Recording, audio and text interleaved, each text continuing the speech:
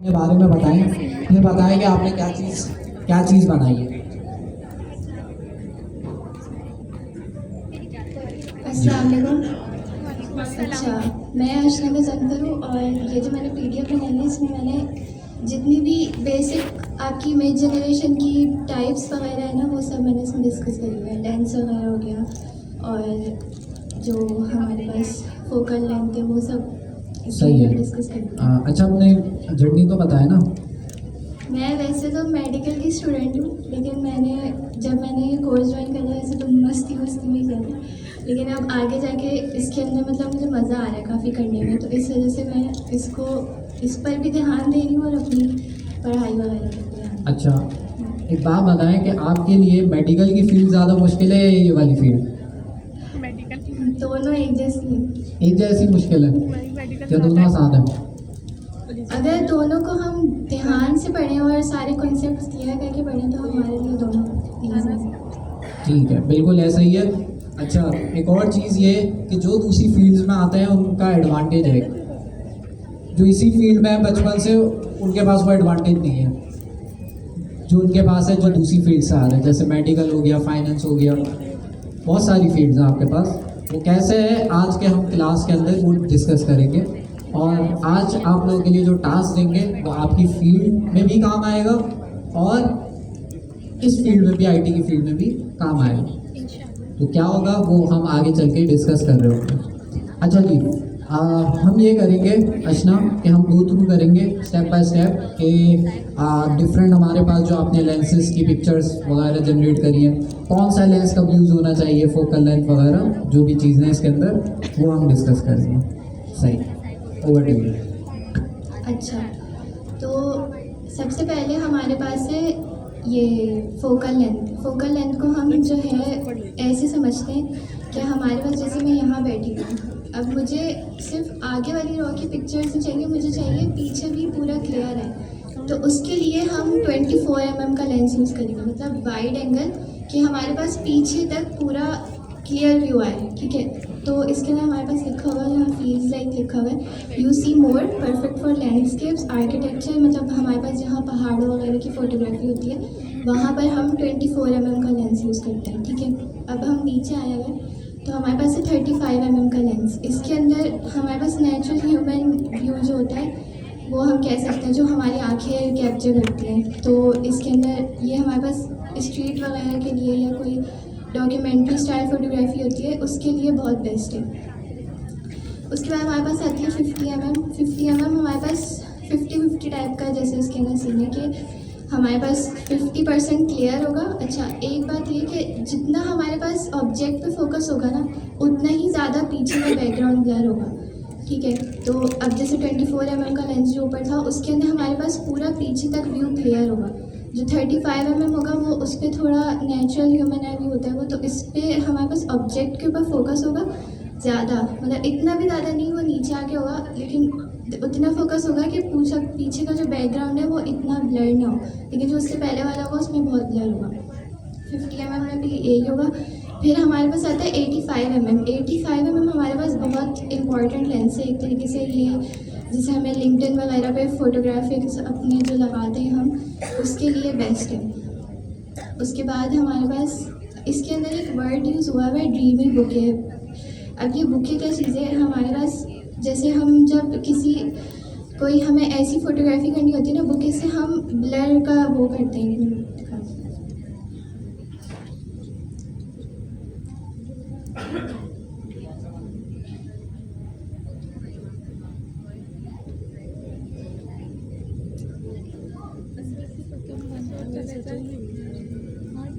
अरे बिल्ली नहीं दिखा, वो डर जाती है।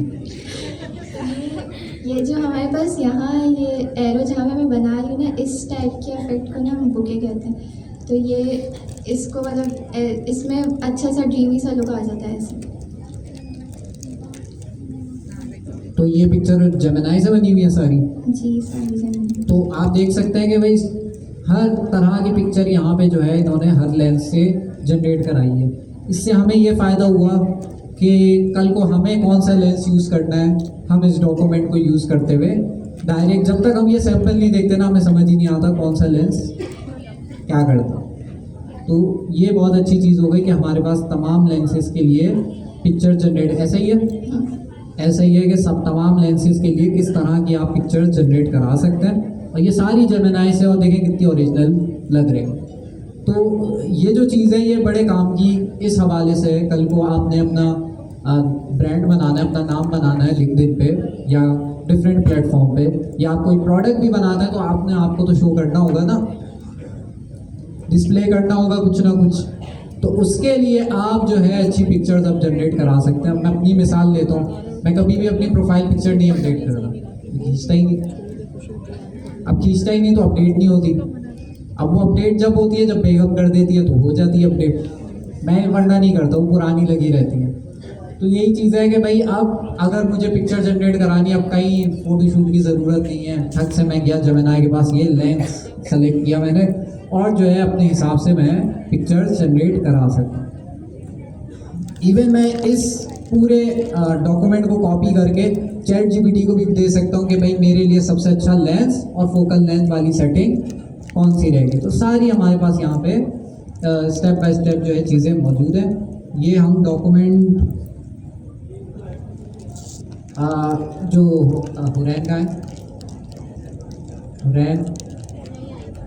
हुरैन जो है, जो हमारे क्लास का कंटेंट अपलोड कर रही होती है डिस्कॉर्ड के अंदर, हुरैन आपने ये वाली डॉक्यूमेंट भी अपलोड कर दे रही है, सही है।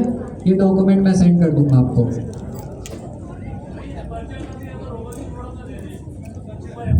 अपर्चर का भी आप थोड़ा ओवरव्यू दे दें। ये अच्छा, अब हम अपर्चर को समझते हैं। ऊपर वाले लेंसेज आप लोग देख लीजिएगा। अच्छा, अपर्चर को हम ना एफ स्टॉप भी बोलते हैं। अब इसको एक एग्जांपल के थ्रू समझते हैं। हमारे पास जैसे मैं एक बेकरी में एंटर हुई, ठीक है। अब इस पॉइंट पे मेरे पास काफ़ी सारे केक्स थे रखे हुए। अब मुझे एक केक बहुत पसंद आया, मेरी सारी नज़र उस पर जम गई कि बस ये चीज़ तो यही अच्छा लग रहा है, मैं यही खाऊंगी। तो इसके अंदर मेरा जो एक और चीज़ समझ लें कि इसके अंदर हमारे पास कैमरे का जो लेंस होता है ना, उसके अंदर जितनी लाइट ज़्यादा पड़ी होगी उतना कम हमारे पास एफ स्टॉप होगा, और जितनी कम लाइट पड़ी होगी उतना ज़्यादा एफ स्टॉप ज़्यादा होगा। मतलब अब जो मुझे केक नज़र आया उसके अंदर मेरी सबसे ज़्यादा लाइट उसी पर थी फॉर एग्जाम्पल। तो इसके अंदर मेरा एफ स्टॉप कम है, मुझे कोई और केक नज़र नहीं आ रहा, मेरा दिल चाह रहा है कि मैं यही वाला केक खाऊँ। तो इसके अंदर मेरा एफ स्टॉप 1.4 से एफ 2.0 तक होगा। तो इसके अंदर अब जैसे जो मुझे केक नज़र आ रहा है उसके अंदर मेरा सिर्फ केक पे फोकस है, बैकग्राउंड पूरा ब्लर हो गया है कि हाँ बस मुझे यही खाना है। तो ऐसे होगा इसका। और अब हम एफ़ ज़्यादा, मतलब F11 और F22 की अगर एग्जांपल लें, तो फॉर एग्जांपल हम एक कार के शोरूम में जाते हैं, उसके अंदर हमें हर कार जो है BMW, फेरारी, हर कोई पसंद आ रही होती है। तो हमारी नज़र हर गाड़ी पे होती है। तो इस पे हमारे पास जो है ना F11 और F22 वाला जो है ना वो होगा कि हर चीज़ फोकस में है। इसको आप पढ़ेगा तो एवरीथिंग इज़ इन फोकस। मतलब हमें बस, जैसे मैंने पहले भी एग्जांपल दी थी, अगर हमें पूरा व्यू चाहिए तो उसके लिए हम ये वाला एफ स्टॉप यूज़ करेंगे। अगर हम नीचे आए तो हमारे पास यहाँ पर जो F1.4 है, इसके अंदर मैंने यूज़ किया हुआ है F1.4 अपर्चर। तो इसके अंदर देखिए जो कैट है उसी पर पूरा फोकस है, जो पीछे का बैकग्राउंड है वो पूरा ब्लर हुआ है। तो जैसे मैंने केक की एग्जांपल दी थी कि मेरा केक पे सारा फोकस था और पूरा बैकग्राउंड ब्लर हो गया था, ठीक है। अब F2.8 पर आए अगर हम, तो हमारे पास यहाँ पर बिल्ली पर भी फोकस है और थोड़ा बहुत उसकी जो सराउंडिंग है उस पर भी है, लेकिन बैकग्राउंड अभी भी ब्लर है। अब जैसे जैसे नीचे आते जाएंगे हमारे पास फोकस बिल्ली पर उतना ही है, बस बैकग्राउंड का इसमें जो है ना वो है, बैकग्राउंड ब्लर ज़्यादा होगा या कम होगा। अब F8 है, F8 पे हमारे पास F8 पे देखें फील्ड जो है वो हमारे पास ज़्यादा हाईलाइट हो रही है, बैकग्राउंड अभी भी हल्का सा ब्लर है, लेकिन बिल्ली पर उतना ही फोकस है जितना शुरू में था। जैसे जैसे नीचे आते जाएंगे F16 आ गया। F16 में देखें पूरी फील्ड, पूरी बिल्ली, पूरी पीछे का बैकग्राउंड सब क्लियर है, ठीक है। तो अब हमारे पास एफ स्टॉप तो फिनिश हुआ। अब हमारे पास है डेप्थ ऑफ फील्ड। अच्छा, डेप्थ ऑफ फील्ड का है ऐसे कि जैसे हमारे पास कोई चीज़ समझिए, इसका फोकस का ही सारा सीन है, जैसे शैलो और डीप। शैलो में मतलब हमारे पास जो है कोई भी ऑब्जेक्ट होगा ना उसके ऊपर ऊपर से जो है ना उन्होंने वो करी हुई होगी, ये ब्लरनेस समझना है इसे। जैसे हमारे पास ये एक फ्लावर है,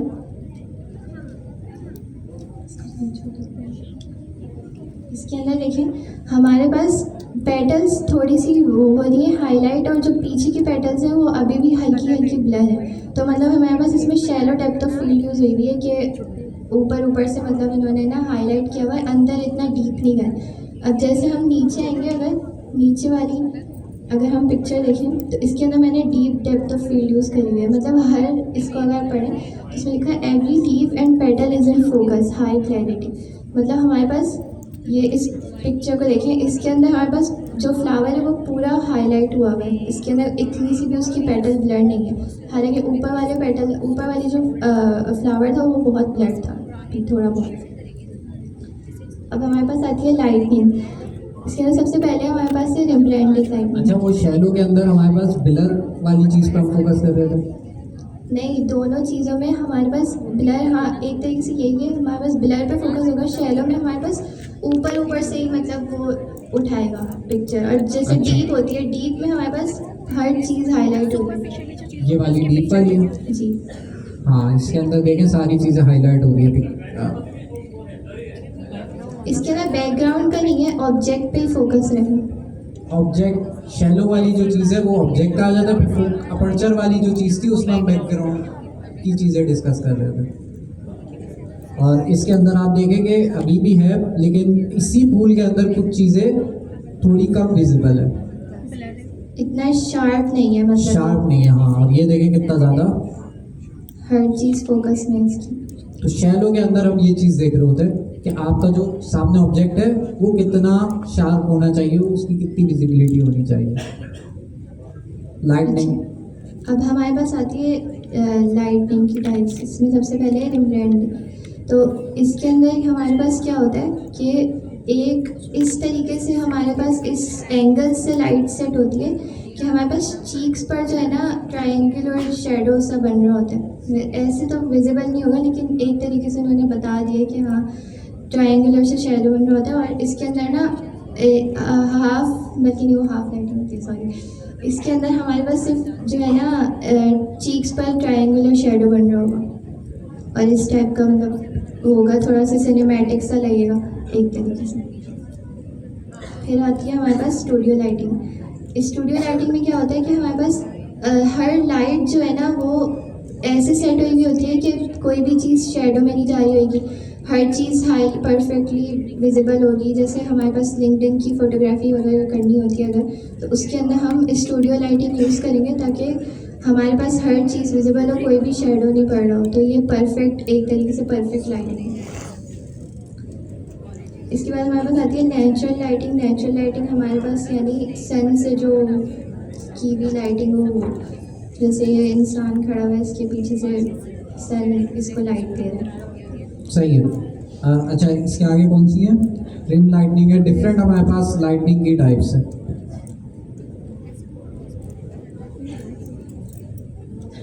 सबसे पहले हमने लेंसेज के बारे में डिस्कस किया।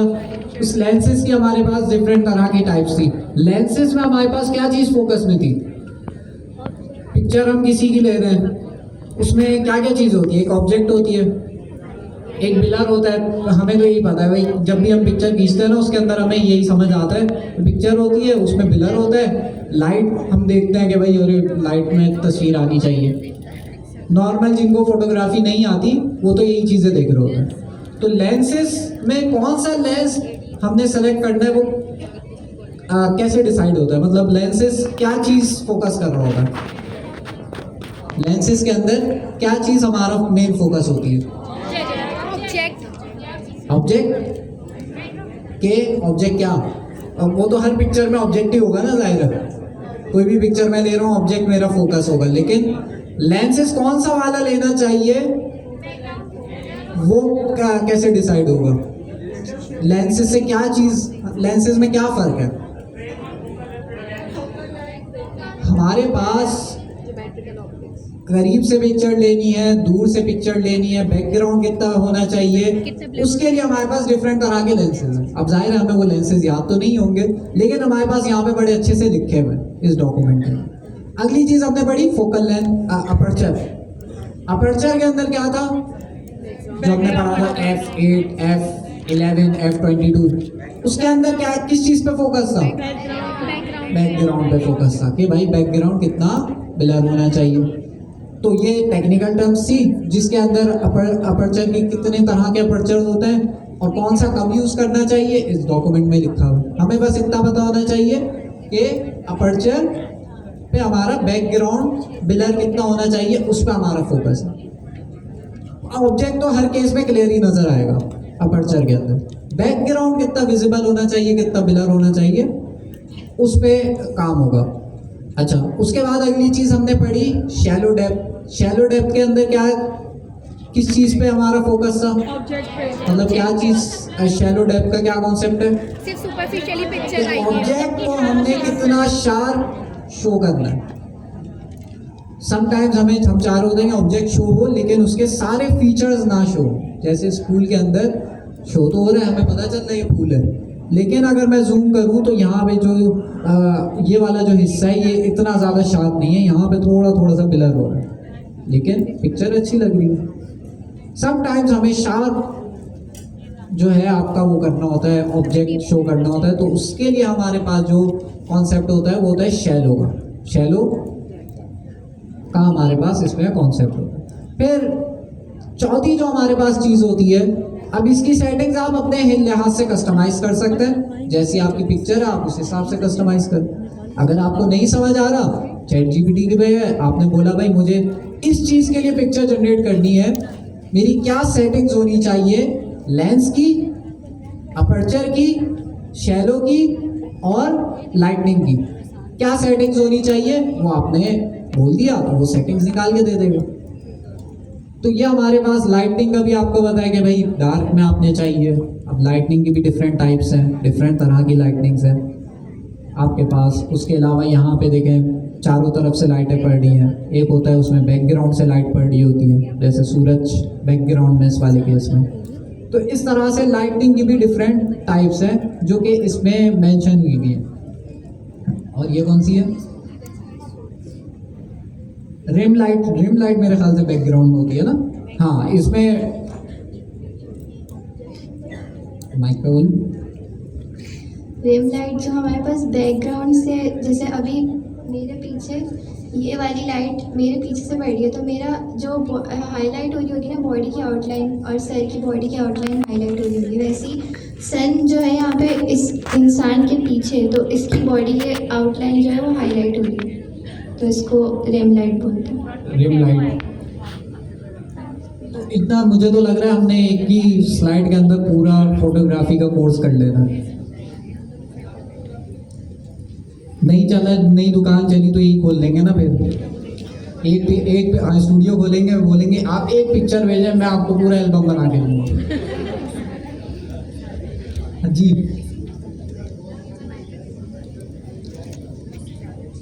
नेचुरल लगे ये जो पिक्चर्स हैं, ये आपको नेचुरल नहीं लग रही? चलिए ऊपर वाली देखते हैं। बिल्ली वाली तो मुझे नहीं लग रही थी, नेचुरल नहीं लग रही। असल में हमारे दिमाग में बैठा हुआ है ना कि एआई से ये चीज़ें जनरेट हो जाती है, तो हमें अब हर चीज़ें एआई लगती है। कोई भी वीडियो आती है अब पहले हम देखते हैं यार ये एआई है या ओरिजिनल है, क्योंकि हमारा दिमाग अब शक्ति हो गया, किसी भी चीज़ पे यकीन नहीं है। शीशे में जाके देखो ये एआई है या फिर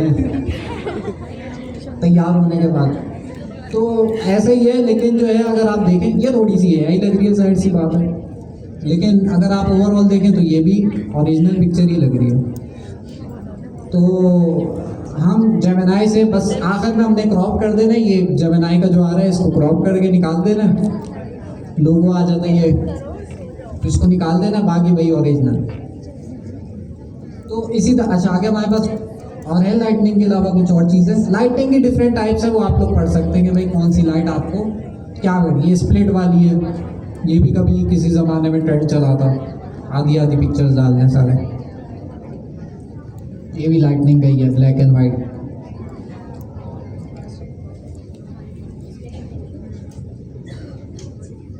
लेकिन डिफरेंट इसमें सबसे अच्छी चीज़ ये है कि सबकी एग्जांपल्स मौजूद है, टेक्स्ट फॉर्म में भी और जो है आपके पास इमेज फॉर्म में भी। मेरे ख्याल में सारी लाइटिंग का ही है ना। हाँ। ठीक है, आखिर में आपको कुछ कंक्लूजन ऐड करना है?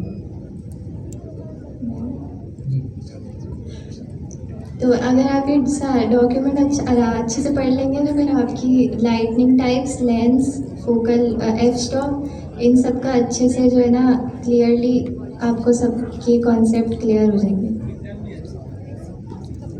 बिल्कुल, एग्ज़ाम भी अच्छा होगा।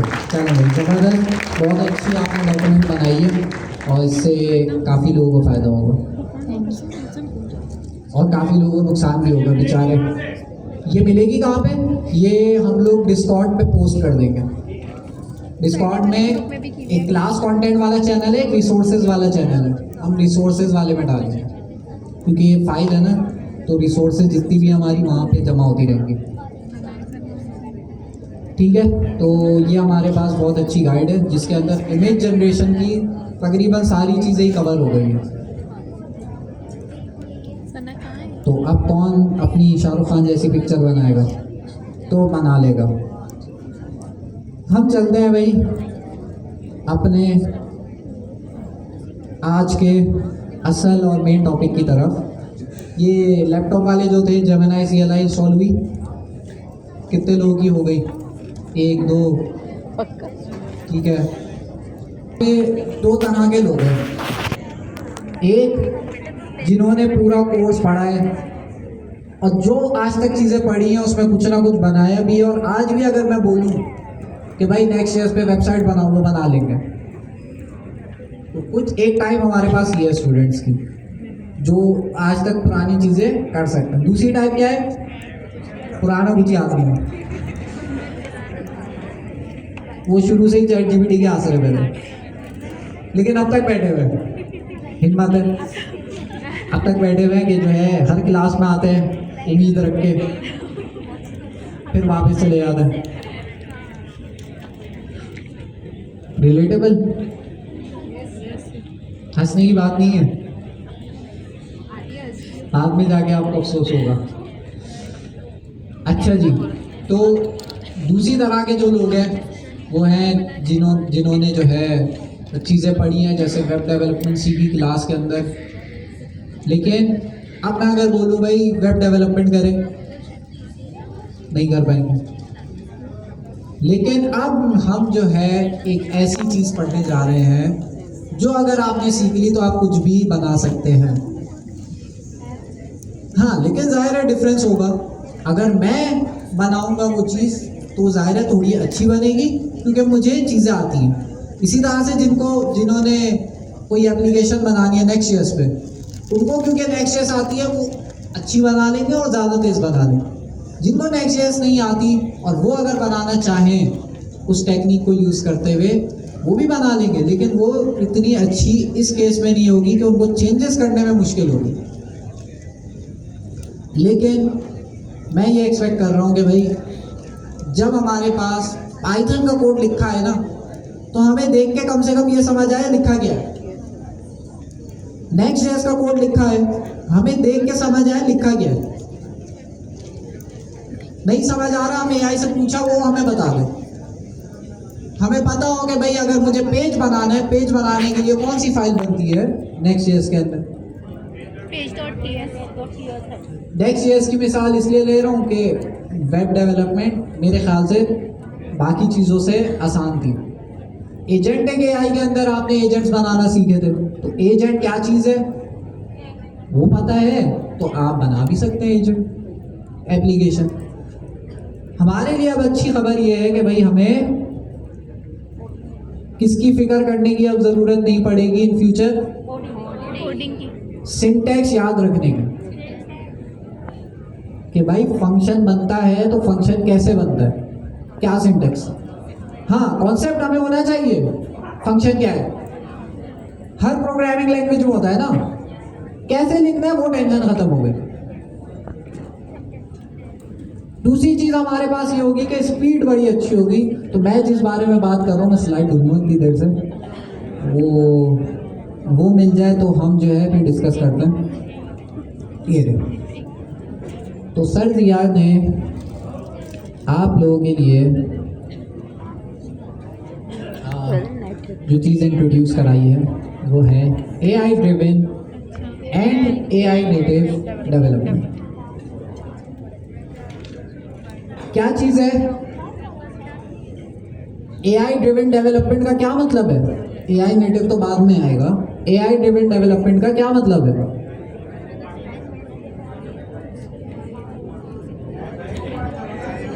AI को यूज करते हुए डेवलपमेंट करना, लेकिन उसमें क्या सीखना? वो तो आसान है भाई, चैट जीपीटी को जाके बोला हाँ भाई ये बना दो। अब यहाँ से जो कुछ लोग हंस रहे थे वो यही कर रहे हैं शुरू से, चैट जीपीटी से आके बोलते हैं हाँ भाई ये बना दो, बना देता है वो, लेकिन चलता नहीं है ना। हमें समझ आता है कि बनाया गया है, जितनी देर में उसको समझेंगे उतनी देर में वो दूसरा बन जाता। तो ये मसला है। तो AI ड्रिवन डेवलपमेंट जो अब ये सर्जिया नहीं बात कर रहे हैं, तो इसमें नया क्या है उसको अभी हम डिस्कस करेंगे। दूसरी चीज़ है AI native development. AI driven development हमें समझ आ गया कि AI को यूज़ करते हुए डेवलपमेंट करना, तो वो अभी तक तो हमें कोई नई चीज़ नहीं लग रही इसमें। AI नेटिव डेवलपमेंट, जिस चीज़ की डेवलपमेंट कर रहे हैं उसके अंदर भी AI मौजूद है शुरू से। कोई भी एप्लीकेशन बना रहे हैं उसके अंदर AI मौजूद है, AI बेस्ड एप्लीकेशन है वो, तो AI नेटिव एप्लीकेशन होगा। जैसे अगर मैं नॉर्मल वेबसाइट बनाऊं AI को यूज करते हुए, तो नॉर्मल वेबसाइट है, AI ड्रिवन डेवलपमेंट हो गई। अगर मैं कोई AI एप्लीकेशन बनाऊं AI को यूज करते हुए, तो AI नेटिव डेवलपमेंट आपके पास ये हो जाएगी। सही है, तो ये तो छोटा सा डिफरेंस है। अच्छा, सर्जिया के बारे में तो हम सब जानते ही हैं, हम सब के लीडर हैं। यहाँ पे भी वही बात लिखी है कि भाई AI ड्रिवन का क्या मतलब है और AI नेटिव का क्या मतलब है। कि AI नेटिव का ये मतलब है कि भाई शुरू से ही हम अपनी एप्लीकेशन जब बना रहे हैं तो शुरू से ही माइंड में ये चीज़ है कि इस एप्लीकेशन में AI होगी।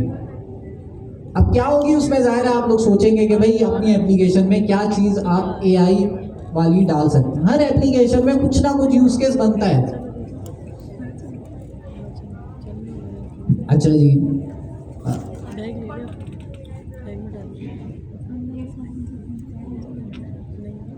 तो हमें पता है भाई आजकल जो दौर चल रहा है AI डेवलपमेंट का चल रहा है, AI ड्रिवन डेवलपमेंट का।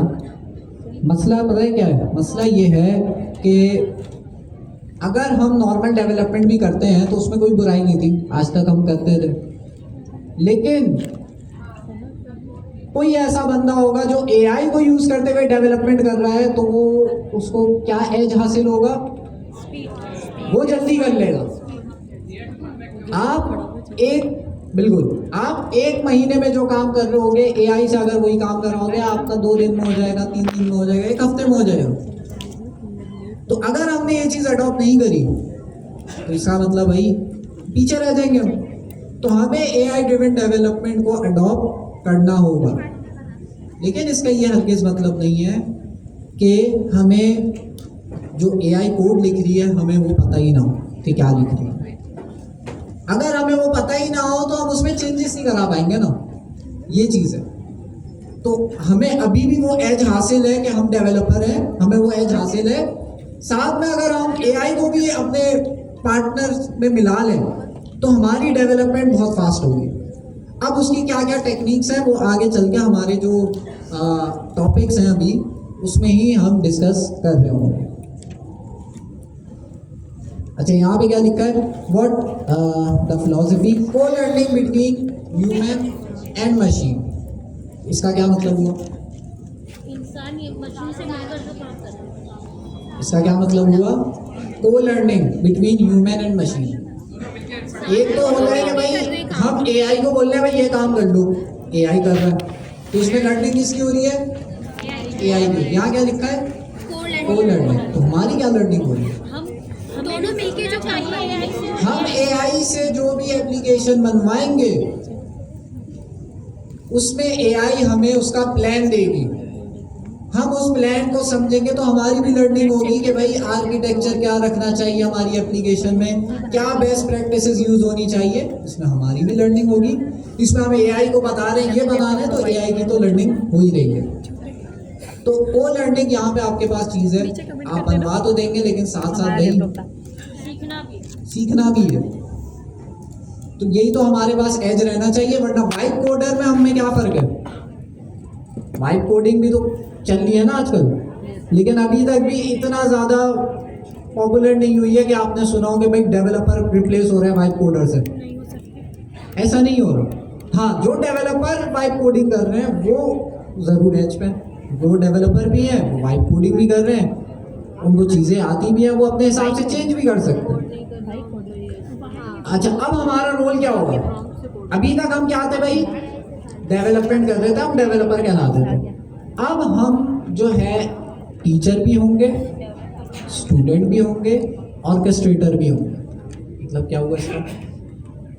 हम एआई को सिखा भी रहे होंगे कि भाई ये प्रोजेक्ट इस तरह से बनना चाहिए, हम सीख भी रहे होंगे कि एआई हमें बता रहा होगा कि भाई ये आर्किटेक्चर होना चाहिए, हम उससे सीख भी रहे होंगे, उसे अप्रूव भी कर रहे होंगे। ऑर्केस्ट्रेटर का क्या मतलब?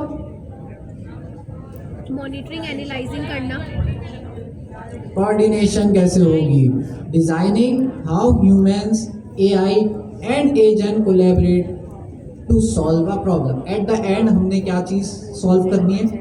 प्रॉब्लम सॉल्व करनी है। और इस पे हमने जो है आज से जो हमारा कंटेंट स्टार्ट होना है उसके अंदर हमारा ये फोकस होगा कि हमने कुछ प्रॉब्लम सॉल्व करनी है। जो मैं शुरू में बात कर रहा था कि भाई जो डिफरेंट फील्ड से आए हैं उनको ज़्यादा फ़ायदा है।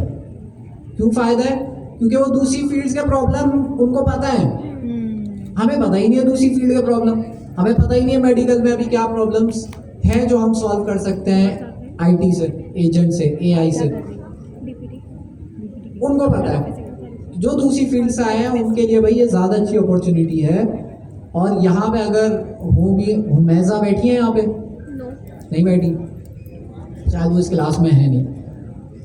उन्होंने क्या किया, वो मेडिकल की फील्ड से, उन्होंने एक एआई बेस्ड एप्लीकेशन बनाई है और वो अपना पिच लेकर एक सेंटर है, एनआईसी इंक्यूबेशन सेंटर है। बेसिकली वहाँ पे जो है आपको मेंटोरशिप मिलती है कि आपका जो आइडिया है उसको प्रोडक्ट कैसे बनाया जाए, उसकी मेंटोरशिप वहाँ मिलती है। तो उसका पूरा प्रोग्राम होता है, ऐसे ही नहीं हर कोई आ रहा है, उसको पूरा प्रोग्राम होता है, 5-6 इंटरव्यूज़ होते हैं, 5-6 दफ़ा आपको पिच करना पड़ता है डिफरेंट लोगों को, फिर आपकी जाके शॉर्ट लिस्ट होकर सिलेक्शन होती है। तो बड़ा मुश्किल होता है वहाँ पे सिलेक्ट होना। वो लोग सेलेक्ट हुए और उनका सोल्यूशन क्या था? उन्होंने अपनी मेडिकल फील्ड का प्रॉब्लम निकाली कि भाई उन्होंने कहा भाई मैंने हॉस्पिटल्स में ये मसले देखे, उसकी एआई बेस्ड एप्लीकेशन बना दी। बस सोल्यूशन तैयार, सबको पसंद आया, उनको सिलेक्शन भी हो गई।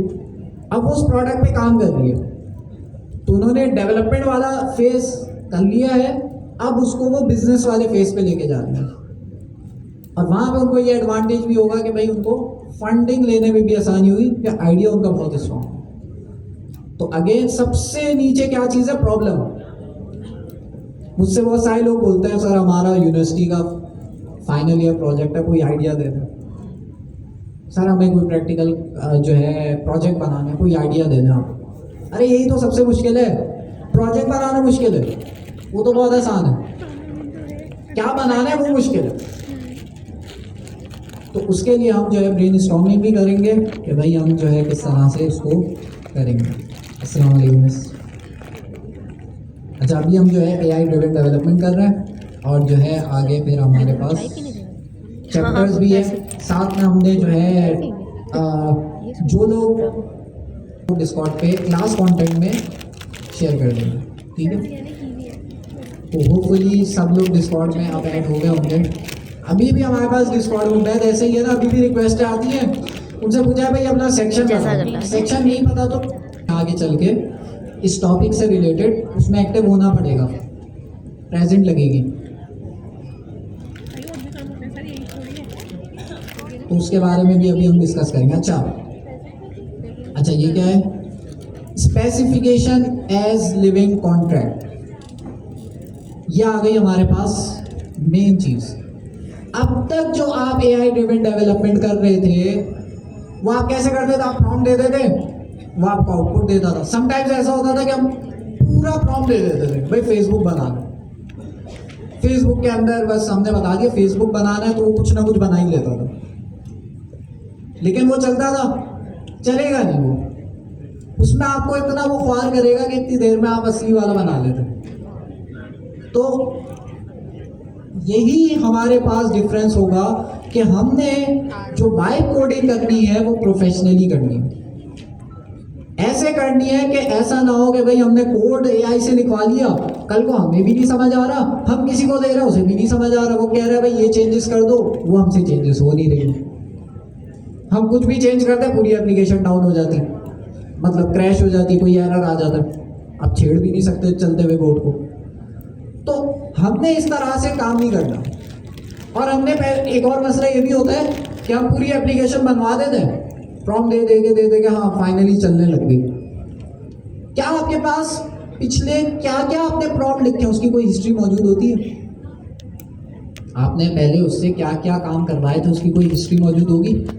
नहीं होगी। आप तो बस कोड जनरेट करते जा रहे हैं और कोड आप वो चलाने की कोशिश करते जा रहे हैं। एट द एंड रिजल्ट क्या बन रहा है? अल्लाह अल्लाह करके अगर एप्लीकेशन बन भी गई तो उसको चलाना मुश्किल है, उसको मेंटेन करना मुश्किल है। चल भी गई तो उसको मेंटेन करना बड़ा आपके लिए मुश्किल होगा।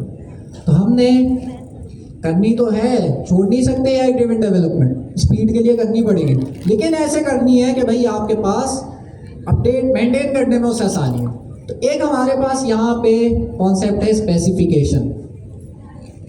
भाई जब भी हम AI ड्रिवन डेवलपमेंट करेंगे, AI से कोई भी प्रोजेक्ट बनाएंगे, तो उसकी सबसे पहले हम क्या लिखेंगे? एक फाइल बनाएंगे, उसके अंदर सारी स्पेसिफिकेशन लिखेंगे उस प्रोजेक्ट से रिलेटेड। उस प्रोजेक्ट में क्या क्या चीज़ें होंगी, क्या क्या रिक्वायरमेंट होगी, वो सारी चीज़ें हम लिखेंगे और उसके थ्रू फिर हम डेवलपमेंट करेंगे। वो आगे चल के हम सीखेंगे क्या स्टेप्स होंगे, लेकिन एक ओवरव्यू देने के लिए हर प्रोजेक्ट की हमारे पास स्पेसिफिकेशन होगी।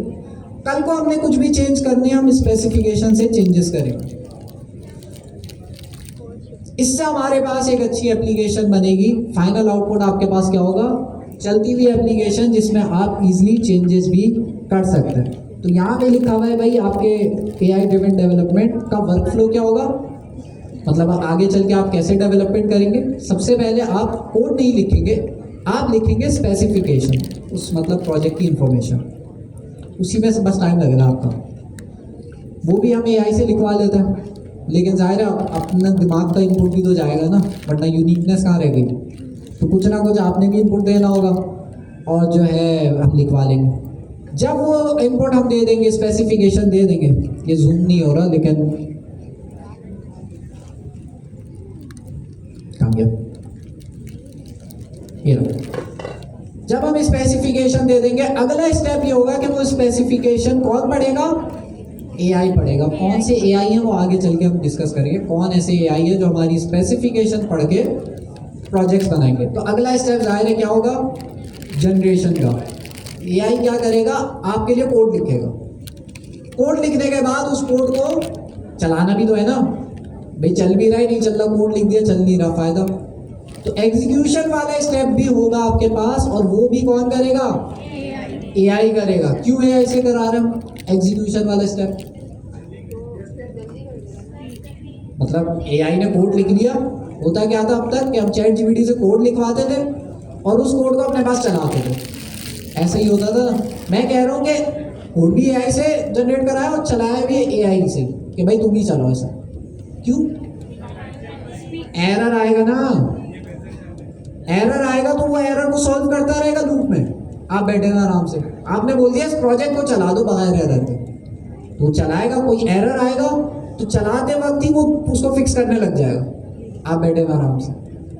फिक्स कर रहा है, जब तक करता रहेगा जब तक वो फिक्स होके चल ना जाए। तो एग्जीक्यूशन भी हम कराएंगे AI से, ऑटोमेट कर सकते हैं, उससे बोलेंगे चलाओ, एरर आए तो उसे सॉल्व करते रहो। इसके अंदर एक और कॉन्सेप्ट होता है टेस्ट का, वो आगे चल के हम डिस्कस करेंगे। टेस्ट भी बड़े इंपॉर्टेंट होते हैं। टेस्ट एआई की बड़ी हेल्प करते हैं, आगे चल के करेंगे। तो ये हमारा वर्कफ्लो हो गया। स्पेसिफिकेशन हम देते हैं, एआई कोड लिखता है, एआई को हम कहते हैं भाई एग्जीक्यूट करो इसे। एग्जीक्यूशन में ये होगा कि उसे चलाएगा, टेस्ट करेगा कि भाई सब सही चल रहा है, अगर सही चल रहा है तो चला देगा, अगर नहीं चल रहा तो उसे फिक्स करेगा। ये रिफ्लेक्शन हमारे पास, अगर हम बड़ी एप्लीकेशन जब बनाएंगे ना तो उसमें जाहिर सी बात है हम चीज़ों को एनालाइज भी करते हैं कि हमारी एप्लीकेशन जो यूज़र्स यूज़ कर रहे हैं उसको एनालाइज करके अपनी एप्लीकेशन को इम्प्रूव करते हैं। तो उसके लिए ये जो चीज़ है ये वेब डेवलपमेंट में भी होता है। आप किसी के लिए वेबसाइट बनाएंगे ना तो आपसे वो एक चीज़ बोलेगा कि मेरी वेबसाइट में गूगल एनालिटिक्स ऐड कर दो। किसी ने किया है गूगल एनालिटिक्स या जी टैग उसका नाम होता है, कोशिश करी थी हुआ नहीं। अब इतना मुश्किल नहीं है, 10 मिनट में तो हो जाता है वो। कुछ आपने नेक्स्ट ईयर्स में तो बड़े आराम से हो जाता है। अच्छा होता क्या उसमें, गूगल एनालिटिक्स में ये होता है कि आपकी वेबसाइट में जो यूजर्स यूज कर रहे हैं वेबसाइट को वो कहाँ कहाँ क्लिक कर रहे हैं, कौन से पेज पे ज़्यादा टाइम लगा रहे हैं, वो सारी एनालिटिक्स स्टोर करके गूगल एनालिटिक्स उनकी एप्लीकेशन है, वहाँ सारा डेटा जा रहा होता है। फ़ायदा क्या होता है उस डेटा से? फ़ायदा ये होता है कि उस डेटा को यूज़ करते हुए एप्लीकेशन को इम्प्रूव करते हैं। हम देखते हैं भाई इस पेज पे ज़्यादा ट्रैफिक आ रहा है, इस पेज पे कम ट्रैफिक आ रहा है, कम क्यों आ रहा है, इसको इम्प्रूव करो। तो ये काम भी हम ऑटोमेट कर सकते हैं एआई के एजेंट्स के थ्रू कि भाई एजेंट देखता रहे, गूगल एनालिटिक्स से एजेंट डेटा निकाल के देखता रहे और हमें इम्प्रूवमेंट सजेस्ट करता रहे। तो ये रिफ्लेक्शन वाला चौथा स्टेप ये हो गया कि हमने टाइम टू टाइम अपनी एप्लीकेशन को इम्प्रूव भी करना है। ये वर्कफ्लो है। किसी का सवाल फिर मैं पूछूं? कौन है जी?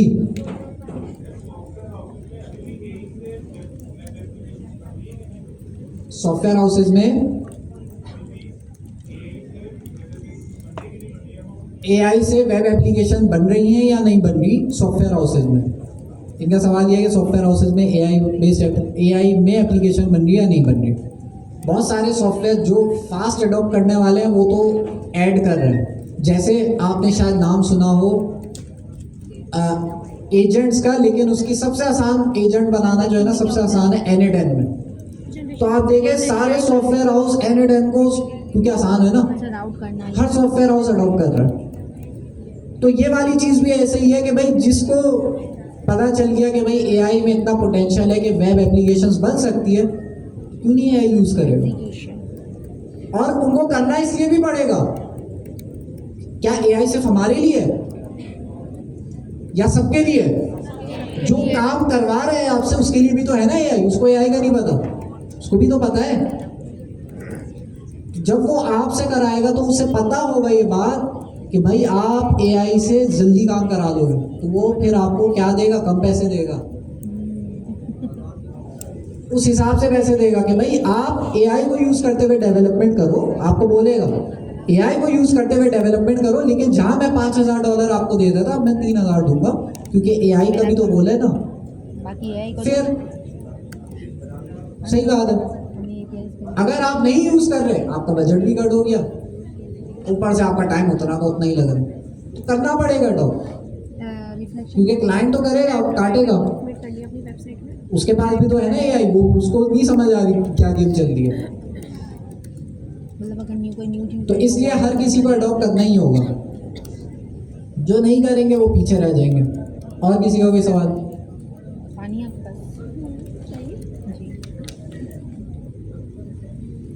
सेम ही चीज़ है, सेम, जो आपको अच्छा लगे वो यूज़ करें। ठीक है। अच्छा, पहले कैसे कोडिंग होती थी? पहले हमें सिंटैक्स याद करना पड़ता था। अच्छा, अभी भी हमें ये फ़ायदा है कि हमने 4 क्वार्टर पढ़े हैं, हमने कोडिंग करी है, तो हमें सिंटैक्स अगर याद है तो वो अच्छी चीज़ है। ऐसा नहीं है माँ ज़ाया हो गया। क्यों अच्छी चीज़ है? अभी भी सॉफ्टवेयर हाउसेज में इंटरव्यूज़ देने जब आप जाएं तो पूछेंगे कोड लिखो। अब ये पुराना तरीका हो रहा है, लेकिन अभी भी है ना, जो रियलिटी है वो तो है कि भाई पुराना तरीका जो होता था कि भाई कोड लिखो, कोड लिख के ये चीज़ बनाए, चाहे आप ज्वाइन होने के बाद एआई से बनवाएं, लेकिन इंटरव्यू के दौरान कोड लिखना पड़ेगा। तो वो वाली चीज़ है, लेकिन ये आहिस्ता आहिस्ता आपको पता है भाई चेंज होगी। इस चेंज के साथ हर चीज़ चेंज हो रही है, तो ये वाली चीज़ भी चेंज हो ही जाएगी। लेकिन सिंटैक्स अगर हमें आता है तो वो तो प्लस पॉइंट ही है। तो पहले क्या होता था भाई, हम लोग सिंटैक्स लिखते थे, अब क्या होगा, अब एआई सिंटैक्स लिखेगा। तो हम क्या करेंगे, पहले हम सिंटैक्स लिखते थे, अब हम इंटेंट लिखेंगे कि भाई हमें क्या चीज बनानी है। सिंटैक्स अब मैटर नहीं करता, इंटेंट मैटर करता है कि क्या चीज बनानी है। उसके बारे में हम बेसिक इंफॉर्मेशन, हम ये भी कह सकते हैं कि भाई मेरे पास ये बेसिक आइडिया है, आप इसका भाई अच्छा आइडिया मुझे स्पेसिफिकेशन बना के दे दो। लेकिन जाहिर है आपने यूनिकनेस उसमें फिर ऐड करनी होगी। जी असद भाई,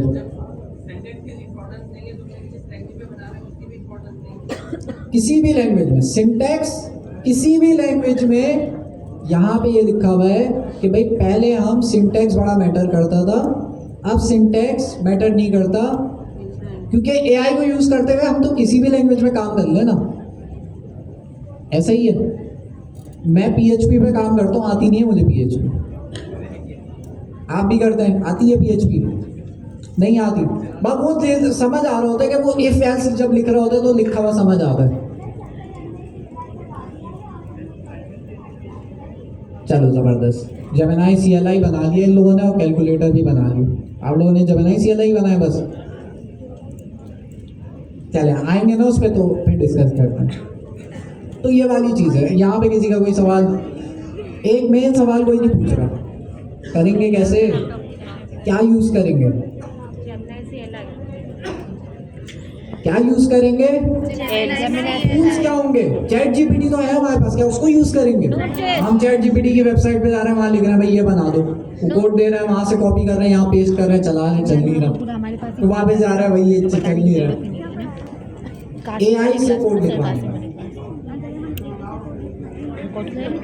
तो यहाँ पे हमारे पास कुछ टूल्स हैं जिसमें से सबसे बनवा सकते हैं, इससे काफ़ी अच्छी एप्लीकेशन बनवा सकते हैं और ये सही बना देगा।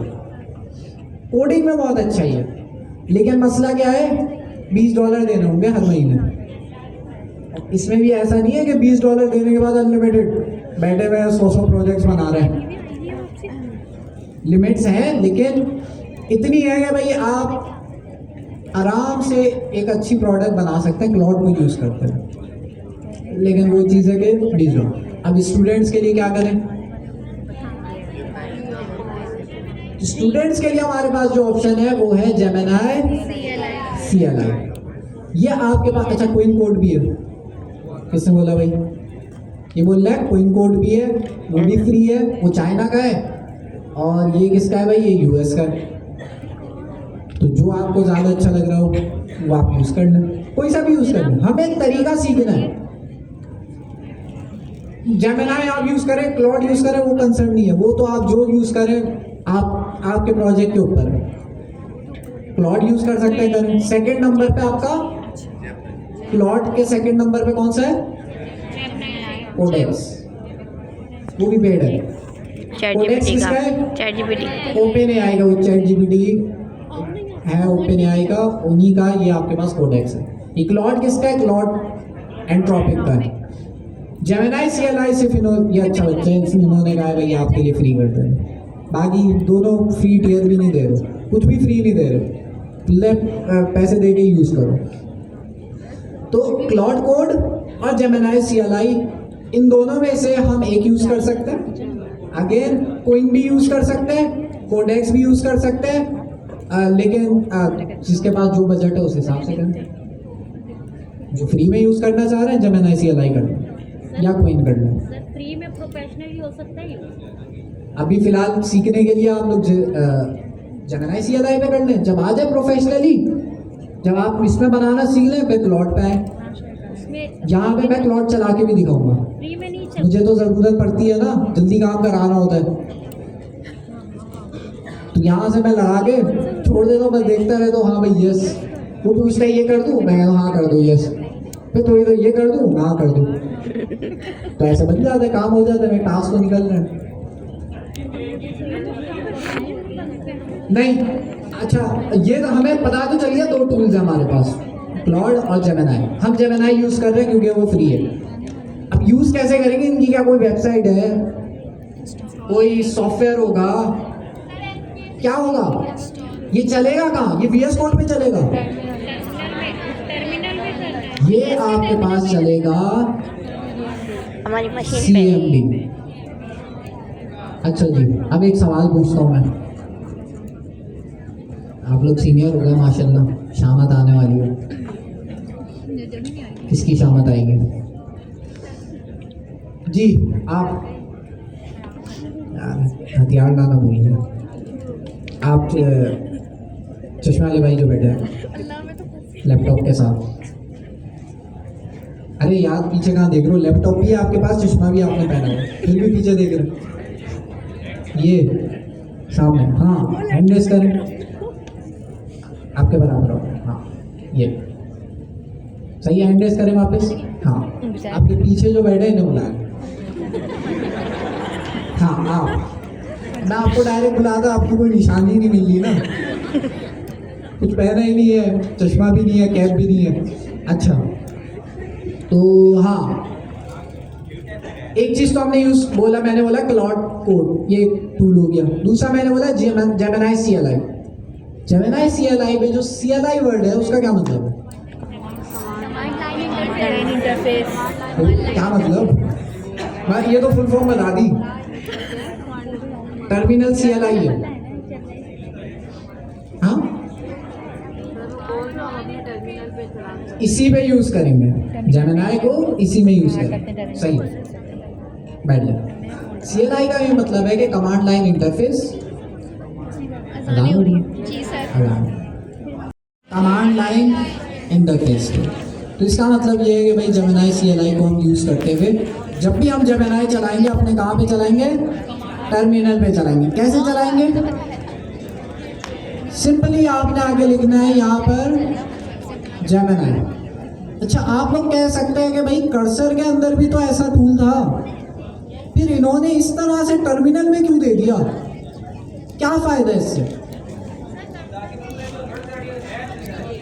टर्मिनल में ये फायदा है कि टर्मिनल से आप पूरे कंप्यूटर को कंट्रोल कर सकते हैं। टर्मिनल में हर चीज का एक्सेस है। कैसे? आप कमांड्स लिखते हैं, आप बोलोगे फोल्डर बना दो, कमांड लिखेगा, फोल्डर बन जाएगा। तो टर्मिनल से हमें ये फायदा है, इन्होंने टर्मिनल वाली अप्रोच इसलिए रखी है क्योंकि इससे पूरे कंप्यूटर का एक्सेस है। इसको यूटिलाइज करते हुए हम जो है AI ड्रिवन डेवलपमेंट, अब हम इससे अगर बोलेंगे भाई प्रोजेक्ट बना दो तो ये बना भी देगा, और हम स्टेप बाय स्टेप हम इससे काम भी करा सकते हैं। चलाना बहुत आसान है। सबसे पहले आपने इसको इंस्टॉल करना होता है, इंस्टॉलेशन की गाइड अभी हम देखेंगे। चलाने के लिए आपने टर्मिनल में आगे लिखना होता है जेमिनाई। हाँ चलिए ठीक है, तो ये सिंपल सी अभी जो है इसका आगे टॉपिक है, लेकिन हम इसको टर्मिनल पे चलाएंगे। अगर कोई चाह रहा है भाई मैं टर्मिनल पे ना चलाऊं, मैं कर्सर में चलाऊं, कर्सर पे भी चला सकते हैं। एक और आपके पास IDE है ZED, इस पे भी आप जो है जेमिनाई CLI को चला सकते हैं। इन्होंने बिल्ट इन टूल दिया हुआ है। अगर आप चाह रहे हैं टर्मिनल में नहीं चलाना, आप चाह रहे हैं मेरे जो एडिटर है उसी में जेमिनाई CLI आ जाए, तो उसमें भी आप कर सकते हैं। लेकिन अच्छा ये है कि भाई आपके पास CLI में हाथ साफ हो, कोई इतना मुश्किल नहीं है। जैसा आप नॉर्मली चैट करते हैं वैसे ही टर्मिनल पे चैट कर रहे होंगे, और कुछ भी नहीं है। ये देखिए यहाँ पे देखें, जैसे मैं जेमिनाई लिखा तो यहाँ पे मेरे पास देखिए चैट का ऑप्शन आ गया। अगर मैं यहाँ पे लिखूँ हेलो, तो देखें ये मेरी जेमिनाई के साथ कम्युनिकेशन स्टार्ट हो गई। तो अब मैं इससे बातें कर सकता हूँ, मैं इससे बोल सकता हूँ मेरे लिए प्रोजेक्ट बना दो, बनाना भी शुरू कर देगा।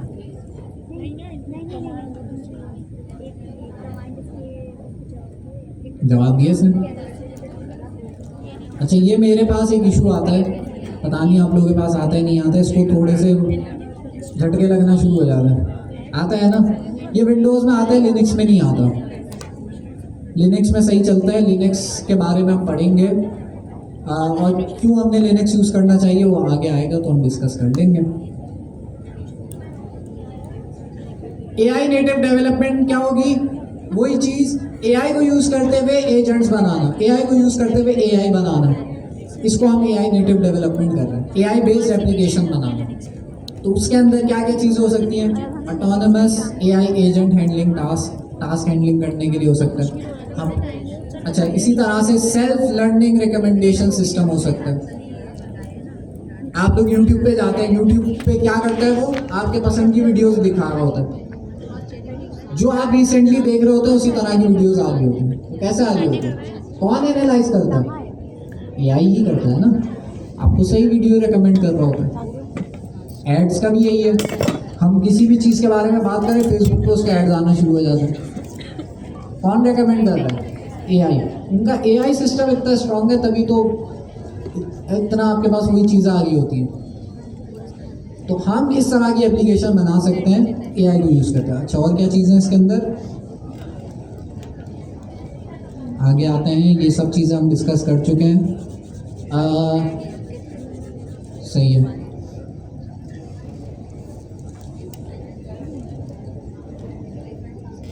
अब जो हम डेवलपमेंट करेंगे उसमें टूल्स कौन कौन से यूज होंगे? एक जेमिनी CLI, अब वो आप किसी भी चीज़ से रिप्लेस कर दें, क्लॉड से कर दें, कोडेक्स से कर दें, आपकी मर्जी। हमने तरीक़ेकार सीखना है। दूसरा जो हम टूल यूज़ करेंगे वो है स्पेक ड्रिवन डेवलपमेंट। ये सबसे इंपॉर्टेंट चीज़ है जो कि हम इसमें सीख रहे होंगे।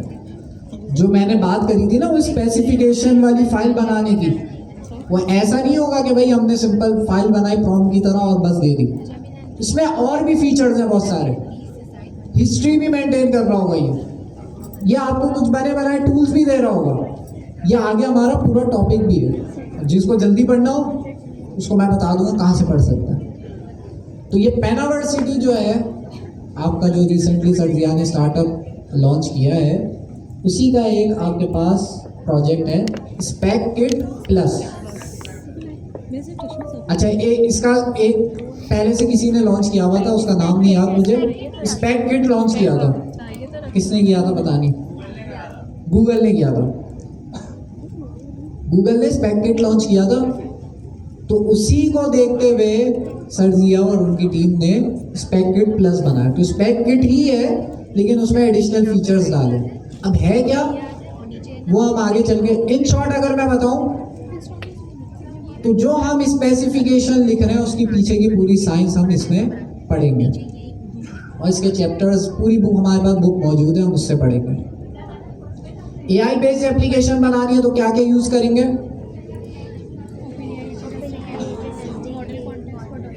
ओपन एआई एजेंट्स SG के,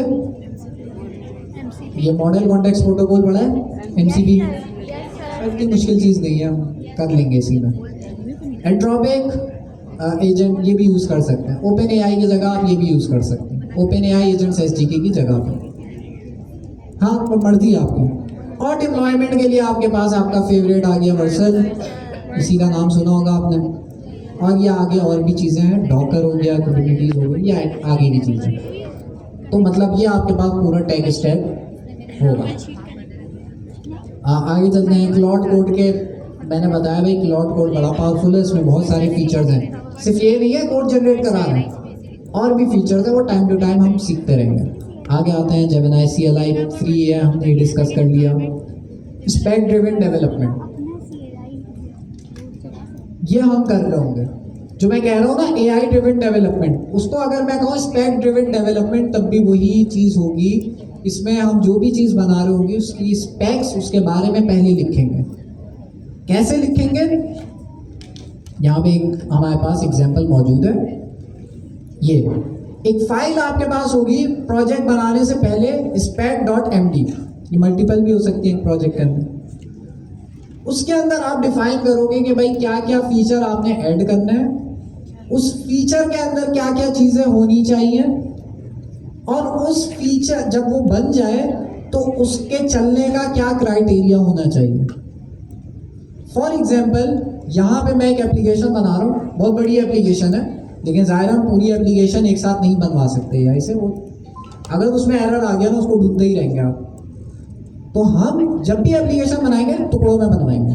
मैं पहले ये बना दूँ, पहले लॉगिन साइन अप बना दो, फिर डैशबोर्ड बना दो, डैशबोर्ड चल गया सब सही है, फिर अगला पार्ट हम बनाएंगे। तो मॉड्यूल्स में बनाएंगे, एक बारी में कभी भी एप्लीकेशन नहीं बनाएंगे। तो ये वाइट कोडर ये गलती करता है जी। बैक एंड का काम भी हो जाएगा, बस कनेक्टिविटी आपने करनी होगी। वो आपसे कहेगा भाई एपीआई की ला के दो मुझे, आपने एनवायरनमेंट वेरिएबल में वाइट कर देनी है, कनेक्शन वगैरह खुद ही बना देगा, आपके लिए कमांड्स भी चला लेगा, बहुत पावरफुल है।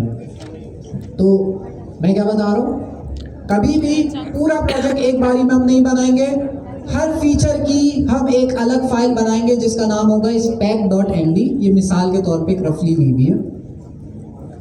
फॉर एग्जाम्पल मुझे अपनी एप्लीकेशन में लॉगिन साइन अप इम्प्लीमेंट करना है, तो उसको इम्प्लीमेंट करने के लिए मैं उसकी एक फाइल बनाऊंगा spec.md। उस लॉगिन साइन अप की क्या क्या रिक्वायरमेंट्स हैं उस फीचर की, वो मैं लिख दूंगा इस फाइल के अंदर ऐसे फॉर्मेट में कि क्या क्या रिक्वायरमेंट है। समटाइम्स हमारी रिक्वायरमेंट्स होती है कि भाई गूगल लॉगिन भी हो, एप्पल लॉगिन भी हो, और साइन अप वाले फीचर भी हो। इस तरह से हमारी रिक्वायरमेंट्स हो गई। एक्सेप्टेंस भी आप बताते हैं कि जब ये फीचर बना लो तो इसको टेस्ट करना कि लॉगिन सही काम कर रहा हो और 2 सेकंड से कम टाइम लगे इसको चलने में। तो आप ये भी बता देंगे स्पेक के अंदर ही। तो वो ऐसा कोड लिखेगा आपके पास कि फीचर भी चल रहा होगा, उसको टेस्ट भी कर लेगा, मेक श्योर कर लेगा। अगर वो 2 सेकंड से ज्यादा ले रहा होगा तो उस केस में क्या करेगा आपका एआई, उसको खुद ही इंप्रूव करने लगेगा। आपको बताना नहीं पड़ेगा भाई इसको इंप्रूव करो, खुद ही करने लग जाएगा। तब तक करता रहेगा लूप में जब तक ये एक्सेप्टेंस क्राइटेरिया मीट नहीं करता। तो बैकग्राउंड में आपके लिए पूरा कोड लिखेगा, आप बस बैठे हुए उसको यस और नो कर रहे हो, देखेंगे।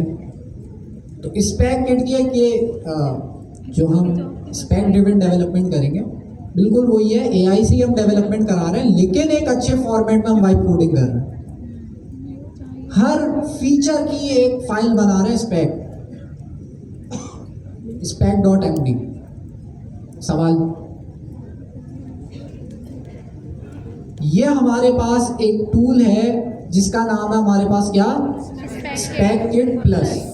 ये जो स्पेसिफिकेशन से रिलेटेड काम होगा ये पूरा हमें करने में हेल्प करेगा।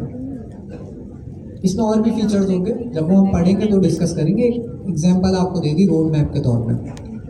सवाल, पेनावर्सिटी ने SpecKit, आपके पास एक चीज गूगल ने लॉन्च करी थी, एक टूल लॉन्च किया था जिसका नाम था SpecKit। ये वाइब कोडिंग आपका जी माइक्रोसॉफ्ट ने करी, पार्टी चेंज वो पे माइक्रोसॉफ्ट ही हो गया, गिटहब ने अगर करी है तो खैर जिसने भी करी हो, हम तो नहीं यूज़ कर रहे। हम क्या यूज़ करेंगे हम तो सर्जिया की टीम ने क्या किया कि जो माइक्रोसॉफ्ट ने SpecKit बनाई है उसी को अपने पास पूरा का पूरा उठा लिया, क्लोन कर लिया, फॉर्म कर लिया और उसमें अपनी नई चीज़ें डाल के नई चीज़ लॉन्च करी जिसका नाम है SpecKit प्लस। तो ये अलाउ होता है, ओपन सोर्स है ना, तो SpecKit को क्लोन करके आप अपना प्रोजेक्ट बना सकते हैं। अब SpecKit अलग है, SpecKit प्लस अलग है, ठीक है। SpecKit प्लस ये पेनावर्सिटी जो है वहाँ से उन्होंने लॉन्च किया, वो हम पढ़ेंगे। इसमें बुक भी दिख दी है, तो जिनको पढ़नी हो वो अगली क्लास तक 40 चैप्टर तो करके आ जाएंगे। सिर्फ 40 चैप्टर नहीं है, मेरे ख्याल में ज़्यादा ही है, 40 से ज़्यादा ही है। किसी ने कर लिया 33 है, मैंने 40 भी देखा था कहीं पे, पता नहीं, देख लेंगे अभी बुक खोलेंगे ना। अच्छा आगे आते हैं, हाँ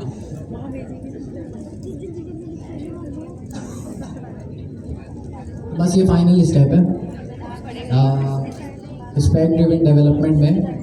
अब मैं आपको एक तरीका बताऊंगा कि हम एक प्रोजेक्ट बनाना चाह रहे हैं तो स्टेप बाय स्टेप कैसे बनेगा, शुरू से लेके एंड तक कैसे बनेगा, उसमें क्या स्टेप्स होंगे हम उसको डिस्कस करेंगे। ठीक है। तो उसके लिए मैंने एक प्रोजेक्ट बनाया हुआ है, बेसिकली ढूंढना पड़ेगा एक सेकंड कि स्टेप बाय स्टेप कि हम कैसे चलेंगे। अब हमने भाई ये चीज़ें थ्योरी पढ़ी है, एआई से हम कोडिंग कैसे लिखवाएंगे वो हम अब डिस्कस कर रहे हैं स्टेप बाय स्टेप आप कैसे डिस्क्राइब करेंगे एआई को। तो अब हमने एक प्रोजेक्ट बनाना है। प्रोजेक्ट क्या है, प्रोजेक्ट का नाम क्या है, build simple AI powered task manager app हमने बनानी है, जो कि क्या करेगी, टास्क मैनेज करेगी। आपके पास जो भी दिन के टास्क होंगे आप उस ऐप में लिख देंगे टू डू लिस्ट की तरह। जो भी टास्क कंप्लीट होता जाएगा उस पर कंप्लीट का मार्क आप लगा देंगे, भाई ये टास्क हो गया मेरा। तो हमने वो एप्लीकेशन बनानी है। अब ये एप्लीकेशन हमने एआई से बनवानी है, तो उस केस में हमारे क्या स्टेप्स होंगे और एआई के क्या स्टेप्स होंगे हम उसको डिस्कस कर रहे हैं, ठीक है। तो अब हम स्टेप 1 में जा रहे हैं, कॉन्स्टिट्यूशन। भाई बनाना क्या है पहले वो डिसाइड होगा ना। पहले हम म्यूचुअल एआई और मैंने ये डिसाइड करना होगा पहले मिलके कि हमने बनाना क्या है। तो सबसे पहले मैं एआई को बोलूंगा we are building a task manager app with AI that can sort task by priority and suggest deadline. तो एआई पावर्ड ऐप होगी ये। It should be build using Next.js and a simple local database. तो मतलब मैंने ये अपने application का गोल बता दिया कि भाई ये बनाना है, सही।